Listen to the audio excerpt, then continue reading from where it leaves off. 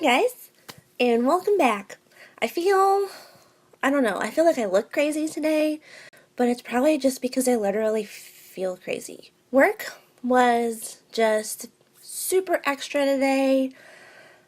There's a lot going on, but I did want to make good on my promise to do a review of the items that I picked up while we were in Scotland. I have 8 items in front of me here right now. The 9th item was the brow tint that I tested in my last video, and I will put that up here in the little eye if you're interested. It is a very funny watch, so check that one out.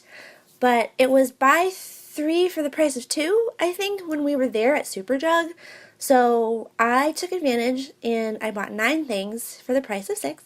Now I do want to note that I don't have a full face of products, so if you're expecting a full face, it's not going to happen.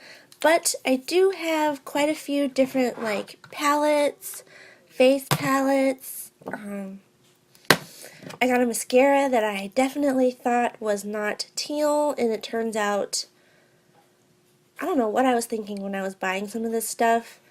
I thought the brow tint was a brow gel. I thought this mascara was black. Anyway, first things first, if you notice, I only have my brows done. I took off all my makeup from work and just moisturized, fresh faced, ready to go.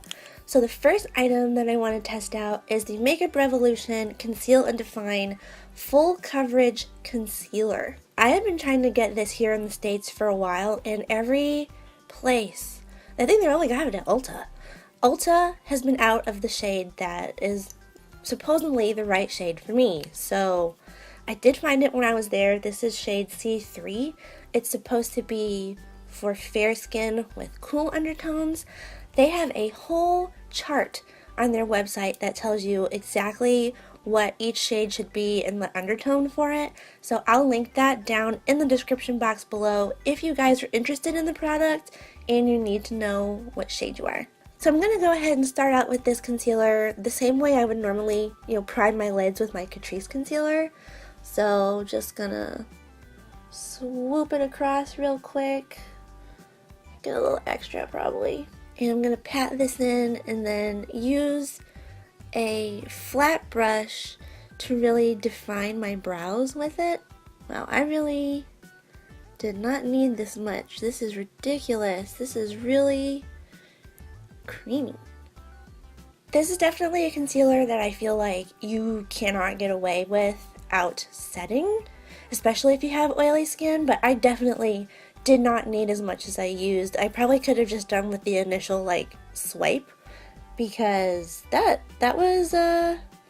pretty full coverage. So now I'm going to go ahead and set that concealer with the Set and Reflect Finishing Kit from MUA Luxe, and there's 2 bits, I guess, to this.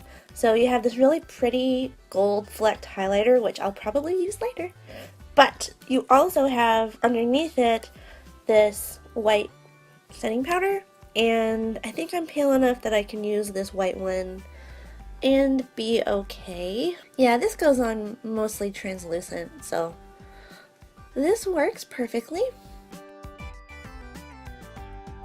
Alright, that actually set down pretty nicely. It doesn't feel sticky or tacky, it just feels like a nice fresh base. So I'm going to do my eyes first because I don't know how these shadows are going to perform, if I'm going to need, are they going to have a ton of fallout? Are they going to be okay? I don't know. So I got 2 different ones. I got the Revolution Pro palette in Intoxicate, which I really fell in love with this whole color scheme. It's so gorgeous. And then I also got the Revolution Pro palette in Allure. I think I'm going to do the Allure palette today because there's a matte black in here, and it's really hard for drugstore brands to do a matte black that is really, really pigmented.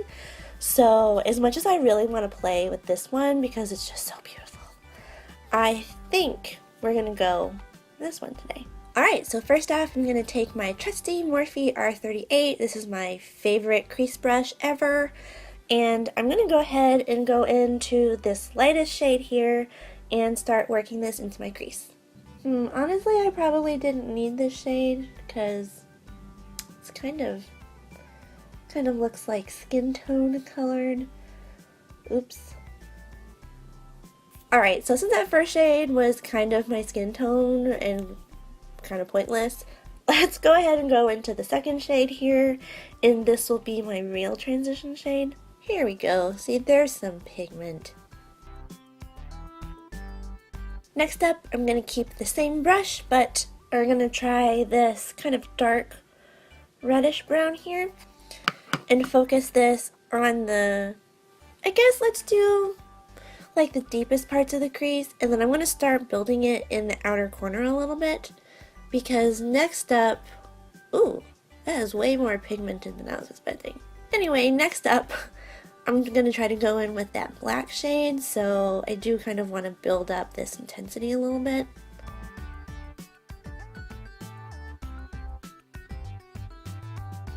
I switched to a smaller brush to get the outer corner because that big one was just wasn't cutting it. And this, oh my gosh, it's so pigmented. I'm just so surprised right now.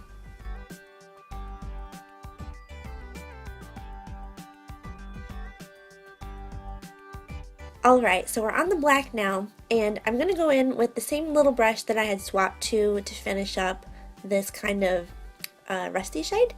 So I'm just going to tap in with this, and I'm going to try to build this on the outer corner first. Wow. Oh, that is a lot more pigmented than I thought that initial little tap was going to be, for sure. While I finished up that black shade, I kind of realized that I looked like a zombie. So I went ahead and cut the inner half of the lid so that we can do something a little bit brighter and kind of make this a little more alive. So I really want to go in with this pink shade right here. This is like just the most unique shade I have ever seen. So I think I'm just going to go in with my finger first and see, I guess, how this does. Oh, this is almost like a duochrome shade. Okay, for sure, the shimmer shade here has a ton of fallout, so I am really glad that I decided to wait on the foundation. The matte shades, though, really, they were okay. They had a little fallout in the pan, but not really any on the skin. But boy, it might take me a minute to get this glitter off my face. I went ahead and put my foundation on and finished up the eyes because I do have some products that I want to move on to for my face. So the first one is this Revolution Pro HD Powder Contour in Fair. They do sell this online at Ulta here in the States, but they don't have the fair shade. They only have, I think, like light, medium, and then medium dark. There's no fair shade. So this is actually the only one left in the store too that I could find. I couldn't find any others. So I'm really glad that I was able to find this.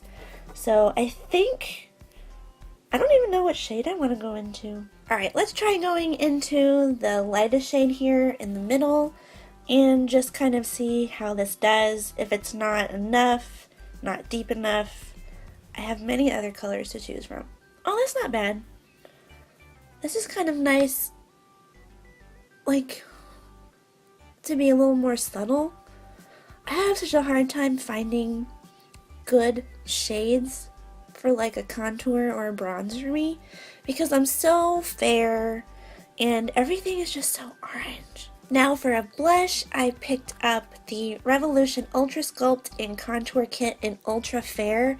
Again, another shade that we don't have here. So let's, oh, there's a little mirror in here. Sorry, I got distracted. So this is a bronzer, a highlighter, and a blush. So I'm going to go ahead and try this blush here. It does kind of have a little bit of a shimmer to it, so I don't know, oops, I don't know how I'm going to feel about it, because I don't know that I want my cheeks to shine. Oh, it does have a sheen. Oh. So the actual shade of this blush is really nice. It's a beautiful shade for fair skin. But let me tell you, if you have oily skin, the last thing you want is to have shiny ass cheeks. Like this. You already look oily enough. Like, this is gonna make me look even more oily. I don't think so. Okay, so on to highlight.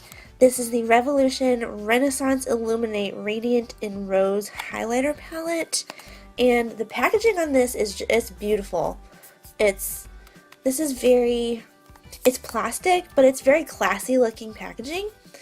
And when you open it up, this kind of reminds me of, like, I think it's the Kevin Aquan one. He's got like highlighters and bronzers and stuff that look like this. This is beautiful. I already have so much shimmer going on from this blush that I don't actually know where this highlighter kind of begins and ends, honestly, but it's really beautiful. This is a great shade for fair skin, for sure.